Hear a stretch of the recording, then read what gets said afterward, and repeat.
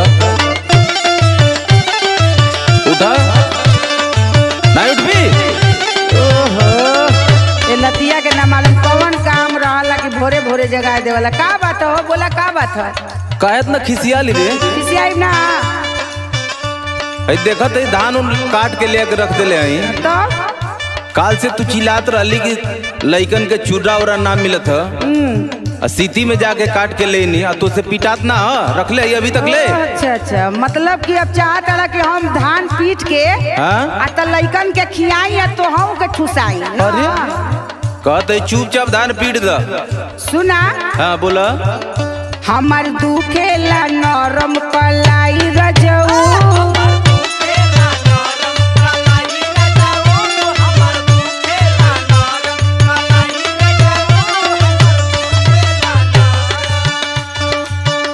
धान हमरो से होई ना पिटाई रजऊ धान हमरो से होई ना पिटाई रजऊ हमार दुखेला नरम कलाई रजऊ।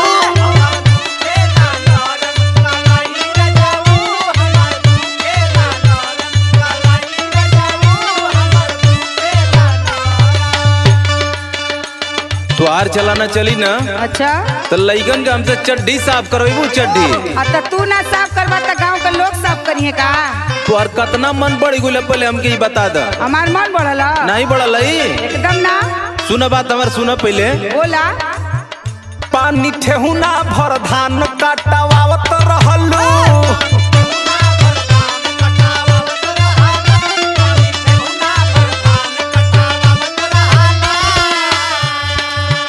गोरी नहीं हर में बकरी चरावत रहलू गोरी नहीं हर में बकरी चरावत रहलू पानी ठेहुना भर धान काटावत रहलू।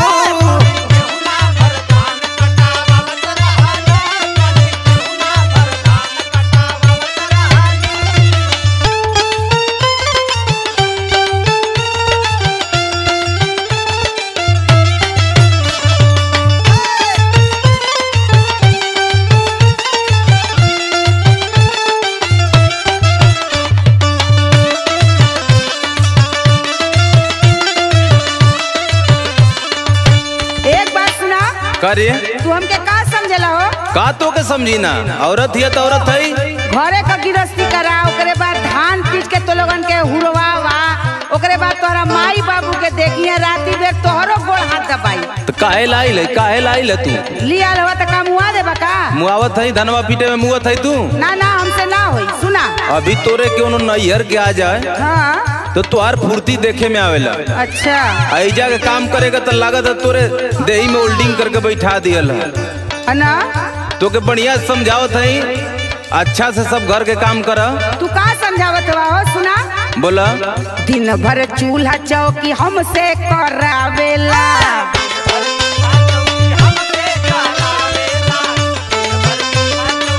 थक ना जाइबो कैसन बतियावेला रतियों में राजा जी गोड़ दबावेला।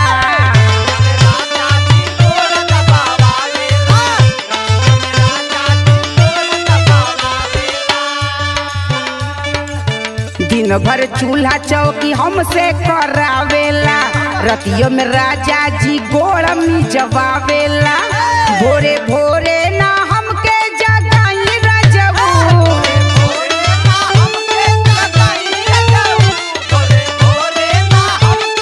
सुनत हो ना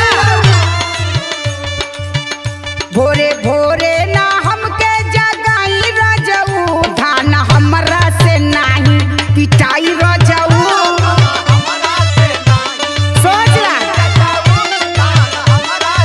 पढ़ लिख के ये कुल काम करब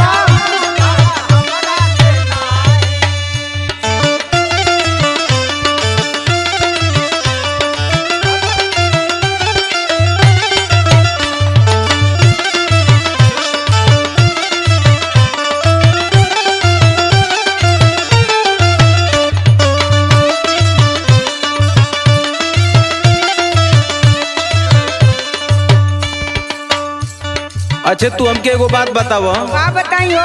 हमार बाबू तोहरे घरे गुरन की तुहार बाबू हमरे घरे आई रहन। यही समय भाई कुल बात पूछे का जन हो गई तन हो गई। अरे समय ना तोके घर के काम करे के चाहिए, सब काम काज में मन लगा के करे के चाहिए। अच्छा लगत है कि तू नवाबी करे आई ले जा। मतलब हम काम ना करीला, काम तोहार बाबू करला।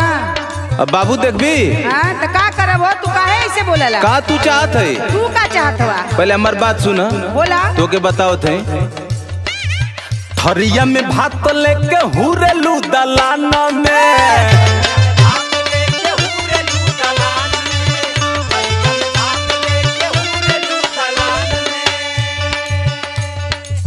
काम करे में दर्द उठेला बदन में,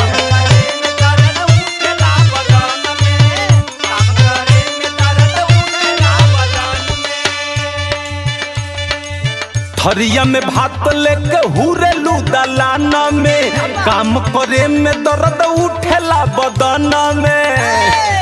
तूफानी सत्य संग धान रोपवावत रहलू,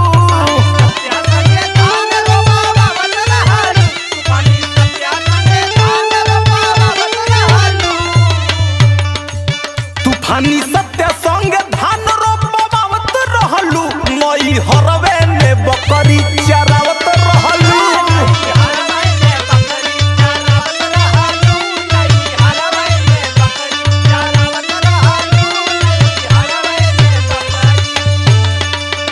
हमार दुखेला नरम कलाई रजऊ, पानी ठेहुना धान कटावत रहलू। हमार दुखेला नरम कलाई रजऊ, पानी ठेहुना धान कटावत रहलू। हमार दुखेला नरम कलाई रजऊ। लो भोरे भोरे जगा देला ना, जा जल्दी चाय बना के लिए, तो हमरा खराई हो जाई।